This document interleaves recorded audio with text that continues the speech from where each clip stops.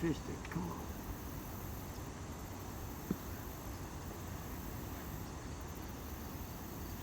Now he's testing back. No, only the really cool ones. Gotcha. Really Yeah. cool one. Yeah, that's what Jacob's Coolest. list of the cool. Black Skoda.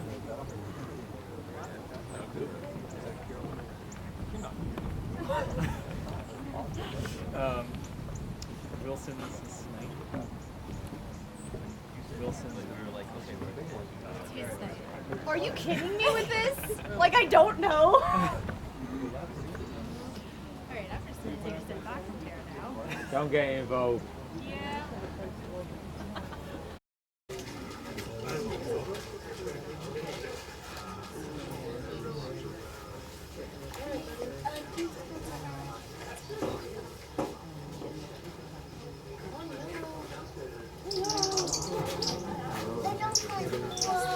So remember that tiny band I just mentioned? Well, he has a feather. Okay. Well, that's on this guy. This is a male sharp-shinned hawk. Like I said, the smallest raptor that we're going to probably catch here in Cape May. It's a member of the accipiter group, and accipiters are known for being pretty quick flyers, but they're very agile, can turn on a dime, and the key is they can fly through habitats such as that. They're really great at flying through really dense forests and through shrubs and stuff, and the characteristics that help them with that are they have these short, rounded wings. Their tail can act as a rudder.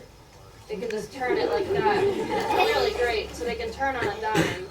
And then they have these very long feet, or long legs and feet, and even talons, which can be seen a little better on their larger cousin, the Cooper's hawk. But that's really great when they're whipping through the forest and they see a songbird go into a bush or whatever. They can stick their leg into it and grab it and keep going. Their eye will be yellow, and then as they age, it'll turn to like an orangish yellow, and finally the adults will get like this blood red eye, and it's really pretty. And the back is also very brown with these rufous-tipped feathers, kind of on the upper wing coverts and the back and stuff. And the breast is also very brown and streaked, kind of teardrop shaped. The adults will become more solid-colored, bluish-gray, slate-colored on the back, very pretty. With a darker cap on the head, and then the breast will become more reddish and barred and more horizontal than these vertical streaks. Cold. It's nice in November we catch red tails, and they're just so thick with all their feathers, and they just keep you warm. It's great. So this is a female. We can put them near each other, and hopefully you can see that she's a little bit bigger. I know. And when we release them, we'll actually let the male go first since they're a little smaller, because you never know if, even in the same species, if she's going to turn on him.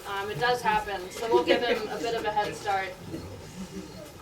Does anyone have any questions about habitat, behavior, the birds themselves? Yeah. Do all the hawks have the gyroscopic ability with the head? Right.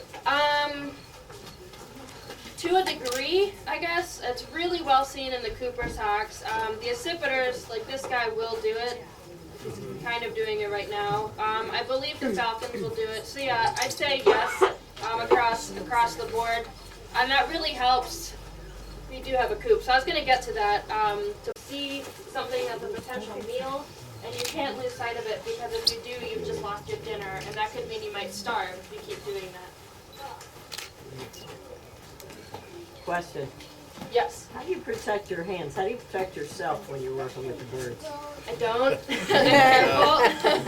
I haven't been footed yet. I've had a couple close calls with Cooper's hawks. But yeah, we don't really wear anything for that.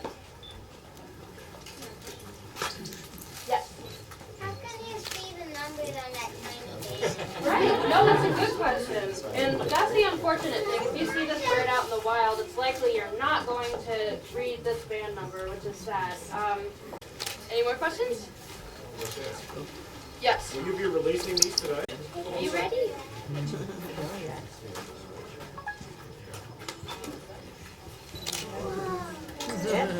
Gone. All right. Do you want to hold on to her for? Okay. So Sharpie for just a bit longer so you can compare them.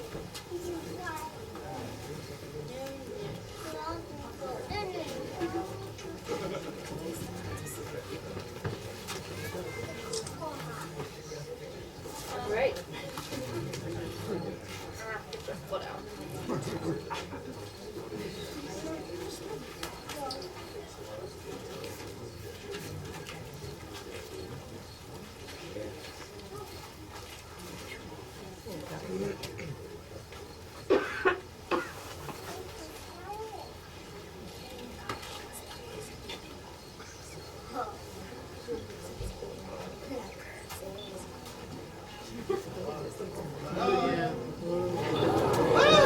That kids were pretty lovely. I know. So this is a male Cooper's hawk. I mentioned that he's the larger cousin of these sharpshins, and they look very similar. These two species are probably one of the most difficult, for a lot of people, one of the most difficult birds to ID just in the field. There is a pretty big size difference even between the male coop, which is the smaller of the two coops, and the female Sharpie. And there's some other things. So he does still have the short rounded wings and this tail that acts like a rudder because they are accipiters. But the coops have these beautiful feathers on the back of the head, which we call hackles. And they often raise them, which you don't really get at all in the Sharpies, and even the goshawks, which are even the larger cousins to the coops. They often don't do the hackles as much either.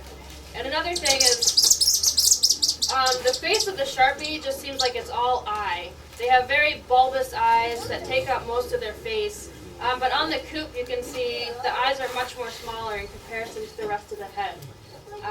So the Sharpies always look a little derpy to me, but they're really cute, so it's okay. Tipped feathers, and the breast is brown and streaky. So like I said, the adults will become more bluish, slate, grayish on the back. You'll get a dark cap on the head, and the breast will become more reddish and barred.